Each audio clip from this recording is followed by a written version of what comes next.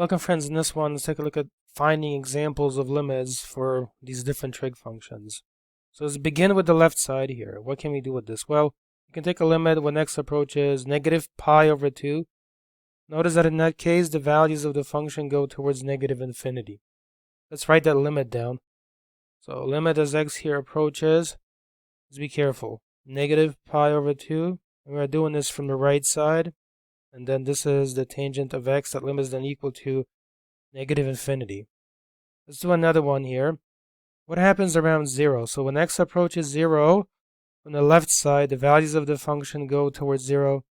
When x approaches 0 from the right side, the values of the function also slide towards 0 from above, which means the following then, in terms of a limit. The limit as x approaches 0 of tangent of x, that's equal to 0. Let's do the last part now. Let's see here in blue. When x approaches pi over 2 from the left side, the values of the function slide towards positive infinity that way. So what this allows you to write then is that the limit here as x approaches, let's be careful, pi over 2 from the left side of tangent of x, this is equal here to positive infinity. That's enough of those. Go on to the next one. So here, we can take all kinds of limits. When x approaches 0 from the right side, the values of the function slide this way basically. When x approaches 0 from the left side, the values of the function slide this way towards positive 1, which means in terms of a limit, we can say the following. This is the secant function. The limit as x approaches 0, no plus or minus because it's the same limit from the left and right. So the overall limit at 0 exists, in other words.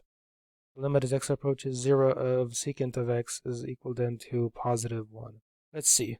When x approaches pi over 2 from the left side, the values of the function go towards positive infinity. You can write that down as a limit. So limit as x approaches pi over 2 from the left side of secant of x, that's equal here basically to positive infinity.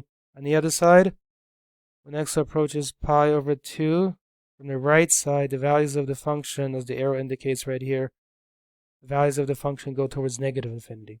Let's write that down. The limit as x approaches here pi over 2 on the right side of the following. Secant of x is equal then to negative infinity. Next one is a graph of the cosecant function. What limits can we take here? For example, when x approaches 0 from the right side, the values of the function go towards positive infinity this way. That means we can write down the following limit. The limit as x approaches 0 from the right side. Let's see here, cosecant of x, that's equal to positive infinity. Next one. The limit say as x approaches pi from the left side. So pi from the left side of cosecant of x, that's equal here to also positive infinity. To visualize it, you're going from the left side of pi, and you're going towards positive infinity this way. On the other hand, when you approach pi from the right side, the values of the function slide towards negative infinity. So you might add that as a limit. The limit as x approaches now pi from the right side, that is, of cosecant of x, that's equal here to positive infinity. And after the last one here, let's see, this is the cotangent function. When x approaches 0 from the right side, the values of the function blow up towards positive infinity this way. I might say the limit as x approaches 0 from the right side, cotangent of x, that's equal here to infinity. Another one that we can do here, example, when x approaches pi from the left side, that would be the limit as x approaches pi from the left side, put a negative up there, and then the cotangent of x, that's equal here, for example, to negative infinity. Again, we see that in the graph. When x approaches pi from the left side, the values of the function go down towards negative infinity. And friends, let me make a correction here. I wrote positive infinity. I meant to say here negative infinity. I think I said that. I just forgot it. I forgot to include the negative with the infinity for that part. And that is it. So thank you so much for watching. Please leave a like. Please subscribe. I will see you in the next video.